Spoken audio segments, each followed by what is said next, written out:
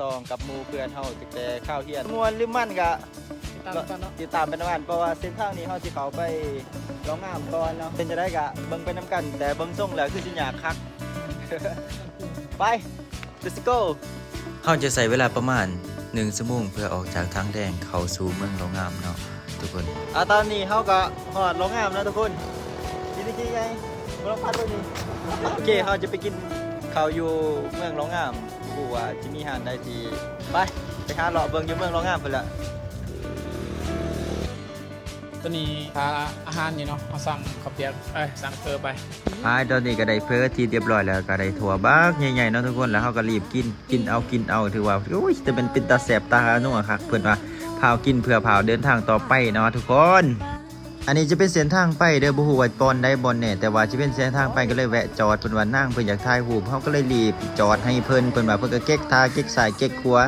บ่จักว่าตอนนี้กับเที่ยงบ่แห้งแต่ยังบ่พาวโอ้ยจังแม่นเพิ่นคักเพิ่นแน่ก็เฮ็ดทายังบ่ไปจักเรื่องรู้เล่าเลย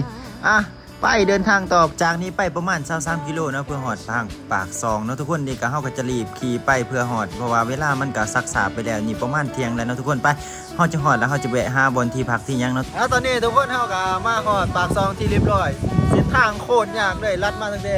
ดงใหญ่เนาะปักคำพามาเนาะเบิ่งนี่พอต่อไปนี่จะเป็นเส้นทางคอนกรีตแล้วเนาะทุกคนในตอนนี้ก็ปัดขี้ฝุ่นยังเรียบร้อยแล้วก็สิเดินทางต่อในที่สุดเฮาก็มาฮอดบอนพักของเฮาแล้วทุกคนเฮาก็ได้เก็บเขาของไว้แล้วก็ออกเดินทางต่อสถานที่แรกคือเฮาจะเข้าไปตาดพานเฮาจะเดินทางประมาณ30นาทีเพื่อฮอดตาดเพราะว่ามันจะอยู่ออกจากตัวเมืองปากซองไปเองตอนเฮาสิเข้าเฮาจะซื้อปีคนละประมาณ 20,000 กีบเด้อทุกคนแล้วเฮาก็ได้ย่างเข้าไปในสถานที่จะมีป้ายบอกแต่ละจุดอันนี้จะเป็นตาดพานรีสอร์ทนะทุกคนเฮาย่างเข้าไปจะมีบ่อนนางลินหรือนางกินพอเฮาเข้ามาฮอดแล้วจะเห็นวิวน้ำตกของตาดพานเลยทุกคนถือว่าวิวงามแฮงท้องฟ้าก็เป็นใจอีหลีในการถ่ายรูปทุกคนนางเพิ่นก็คือสิได้รูปหลายเติบแล้วได้นะถ่ายรูปถ่ายคลิปยังเรียบร้อยแล้ววะสาวๆเพิ่นก็เมื่อยถ่ายแล้วเอาบ่เมื่อยเนาะกูนี่เมื่อย มือกล้องเมื่อยเฮาจะไปเบิ่งบอลที่เขาขี่สลิงกันไปแล้วเฮาก็จะไปจุดที่2บอนที่เขาโหนสลิงหรือขี่สลิงไปฟังเบิ่งนั้นเฮาก็อยากขี่อยู่แต่เสียดายบ่กล้าขี่หรืออีกอย่างก็ยันเงินบ่พอเนาะ